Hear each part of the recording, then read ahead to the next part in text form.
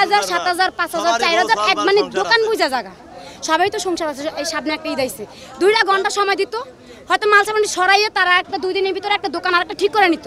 এই যে মালসামানি ক্ষতিগ্রস্ত হইলে ক্ষতিপূরণ কি দিবে? কেউ দিবে না। তো ছিনতাইকারী কে বানায় আপনারা বলেন? কে বানায়? আমাদের মতো কিছু কিছু সমাজের বড়লোক মানুষ যারা কোটিপতি তারা বানায়, গরিব মানুষ কিন্তু ছিনতাইকারী হয় না। ছিনতাইকারী তাদেরকে বানানো হয় হাতে দইরা। আমরা 35-40 বছর এখানে দোকানদারি করি, আমাকে একটা নোটিশ দিব তো যে আমরা সইরা দান সরান, আমরা 1 সপ্তাহের ভিতরে ভাঙ্গা দেবো। সারারের দোকানদারি করছি, না সরাই দাম ভাঙ্গা দিতে কোনো আপত্তি ছিল না। হঠাৎ আইয়া দেখি কিন্তু ক্ষয়ক্ষতি তো হয়েছে 4-5 লাখ টাকার। আমার তো 3-4 লাখ টাকার মালই ছিল, খালি পানি আর হইলো ঠান্ডা। এই 4-5 লাখ টাকার মালই ছিল এগুলা, কিন্তু ওনারা তো আমগুলো বলে নাই, নোটিশ আগে দেয় নাই। আর এটা যে সময় যদি নোটিশ দিত তাহলে আমরা 2-1 দিন আগেই সরাই ফেলাইতাম। আমি দায়িত্ব নেওয়ার পরে যে কতগুলো কমিটমেন্ট আমরা এই ঢাকাবাসীকে দিয়েছি, তার মধ্যে প্রধান কমিটমেন্ট হচ্ছে সিটি কর্পোরেশনের এবং সরকারের যে সম্পত্তিগুলো আছে সেই সম্পত্তিগুলোকে দখলমুক্ত করাটা হচ্ছে আমার একটি বড় ম্যান্ডেটের একটি। এবং এই যে স্টেটগুলো আছে সেগুলো উন্মুক্ত করে দুটো কাজ আমরা করতে চাই। একটি হচ্ছে এগুলোকে কনভার্ট করে যেগুলো পার্ক এবং ওপেন স্পেস আছে সেগুলো ঢাকার প্রত্যেকটি মানুষের এটি একটা অধিকার যে মানুষ পার্কে যাবে, ওপেন স্পেসে ঘোরাঘুরি করবে, এবং এই ওপেন স্পেস আমাদের ঢাকার সবচেয়ে বড় একটি ক্রাইসিস।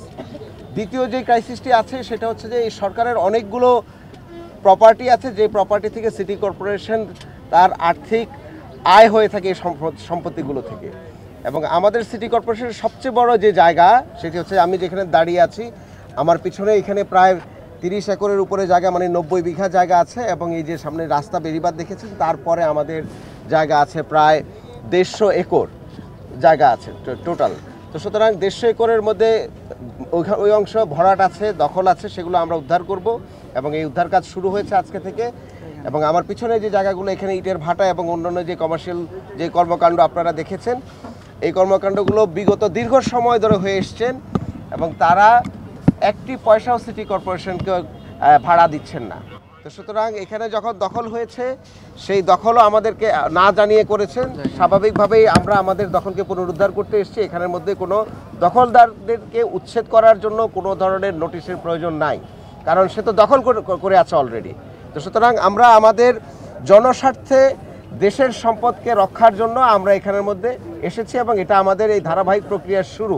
এবং আমরা এদের যারা এখানে ব্যবসা করছেন তাদের সাথে আমরা কথা বলেছি, তাদেরকে আমরা 7 দিন সময় বেঁধে দিয়েছি। এর মধ্যে তারা হয় তাদের এই মালপত্র নিয়ে এখান থেকে সরে যাবেন, অথবা সিটি কর্পোরেশনকে ভাড়া দিয়ে তারা তাদের বাণিজ্যিক কর্মকাণ্ড পরিচালনা করবেন।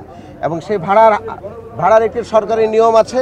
আমাদের যে ম্যাজিস্ট্রেট মহোদয়রা আছেন এবং স্টেটের যারা কর্মীরা আছেন, তারা এই পুরো জায়গাটিকে এখন স্কোয়ার ফিট হিসাবে এস্টিমেট করবেন, কতগুলো গদি আছে, সেই গদিগুলো কতগুলো অ্যাকোমোডেট করা সম্ভব, কতগুলো অ্যাকোমোডেট করা সম্ভব না, এগুলো সবগুলো করে আমরা এখানকার যে অবৈধ ব্যবসাটি আছে সেই অবৈধ ব্যবসাটিকে একটি বৈধ ফ্রেমওয়ার্কে নিয়ে আসতে চাই।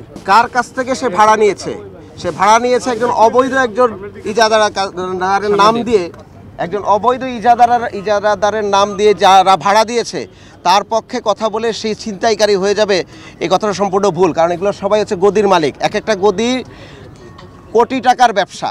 একটা কোটি টাকার ব্যবসায়ীর একটা ছোট্ট অবৈধ স্থাপনা বন্ধ করে দিলে সে কখনো ছিনতাইকারী হবে না। এই ধরনের ন্যারেটিভ নিয়ে কথা বলবেন না। হ্যাঁ, এটা সম্পূর্ণ ভুল চিন্তা। যারা এখানের মধ্যে এই ভূমিতে ব্যবসা করে, এটা কোটি কোটি টাকার ব্যবসা। সুতরাং এই ব্যবসাকে আমরা অবশ্যই বৈধতা দিতে চাই এবং এই বৈধতা দেওয়ার প্রথম নিয়ম হচ্ছে যারা অন্যায় করবে সেই অন্যায়কে আমাকে প্রতিহত করতে হবে। তার পরবর্তীতে কিভাবে আমরা এটাকে লিগ্যাল জায়গায় যেতে পারি সেটা অবশ্যই সেই অ্যাভিনিউ খোলা আছে। আমাদের অফিস খোলা আছে, আমাদের সামনে একটি অফিস আছে, আমাদের নগর ভবন আছে, সেখানে তারা আসবেন, তাদের প্রতিনিধি আসবেন। অনেক লোক আসার দরকার নেই, তারপরে আমরা একটি অ্যামিকেবল সলিউশনের মধ্যে আমরা যাব। দ্বিতীয় যে প্রশ্নের আলোচনাটা করছি, আমরা এই যে গদিগুলা ভেঙেছি সেটা হচ্ছে তার ব্যবসায়িক টাকা কালেকশনের কাউন্টার, এটা আমরা বন্ধ করেছি। এটা প্রতীকীভাবে যেন তারা আমাদের সাথে যোগাযোগ করে। আমরা আসলাম আর কথা বলে চলে গেলাম, এটা তো তখন আপনারাই বলবেন যে আমরা এদের সাথে নেগোশিয়েট করে ফেলেছি। তো সুতরাং স্বাভাবিকভাবেই আমরা কোনো ধরনের অবৈধ ব্যবসা এবং কোনো ধরনের অবৈধ দখলদারি আমরা সহ্য করব না।